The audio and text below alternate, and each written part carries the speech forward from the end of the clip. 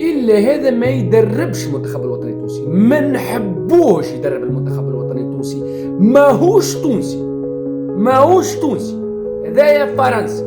وراهو اسمعوني، راكم مازالكم تسمعونا، راكم تجيبوه باش نتاكوه من اول نهار يجي هو فاشل، واضح. هذايا صابر الاموشي ماهوش تونسي، ما عندوش حق يدرب المنتخب الوطني التونسي، تاريخه مسود معانا مع التوانسه، ما عندوش الحق، وما عندكمش الحق تقبلوا السي في نتاعو وتحكيوا عليه.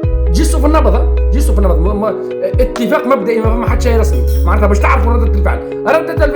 المدرب هذا ما عنده حتى علاقه بالمنتخب الوطني التونسي، وما عندوش هذا بالنسبه للمبدا الاول الشعب تاع التوانسه، اللي احنا السيد هذايا نعرفوا تاريخه، ونعرفوا شنو بيننا وبينه، واذا هو لاعب فرنسي ماهوش تونسي وما عندوش حق يدربنا.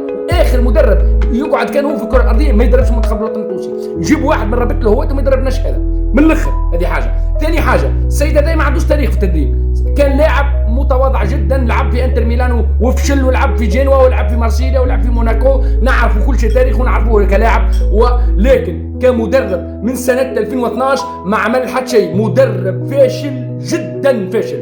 درب الكوت ديفوار من 2012 ل 2014 ما عمل حتى شيء، بعد مشى للقطر، تو درب في الاتحاد القطري، ودرب في الدرجه الثانيه الفرنسيه زاد، ولكن فاشل جدا. اسمعني، مدرب احنا نحبه مدرب عنده تاريخ، مش عنده اسم كلاعب، عنده تاريخ، عنده ارث في التدريب، عنده تاريخ في التدريب، درب فرق كبيره، درب منتخبات افريقيه والا منتخبات عالميه. مش هكا يا اخي شبيكم تحبوا تجيبونا كان الفاشل ماشيين لكاس العالم؟ تحبوا شنو هو الاستراتيجيه اللي باش تعملوها مع صابر اللاموشي هذا؟ باش تعملوا شنو صابر اللاموشي ولا غيره، ولا اللي في المستوى نتاعو الكل، ولا شنو هو معناتها الهدف معاه؟ شنو هو باش تعملوا الهدف مع المدرب الجديد هذا الفاشلين هذوما تجيبوا لنا فيهم؟ احنا ماشيين لكاس العالم ونحبوا الترشح للدور الثاني، ما ينجم يعملها كان مدرب كبير، ما ينجم يعملها كان مدرب عنده ما يقول في روحه، مدرب محترف يتحكم فيكم انتم كعصابه، ويتحكم في المجموعه نتاعو، ويتحكم في الاعلام وفي كل شيء، ويعرف كيفاش يتصرف. انسان متمرس متمكن، يعرف ومتعود بالضغوطات، ومتعود بالشيء هذا، وبالمباريات الكبيره، وبكاس العالم، وبالمنتخبات الكبيره.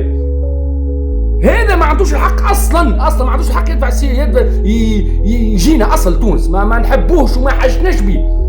مواطن فرنسي على روحه، لاعب فرنسي مشكلته، ما عندوش هذا بالذات، ما عندوش الحق، ما تحكيوش عليه الجمله.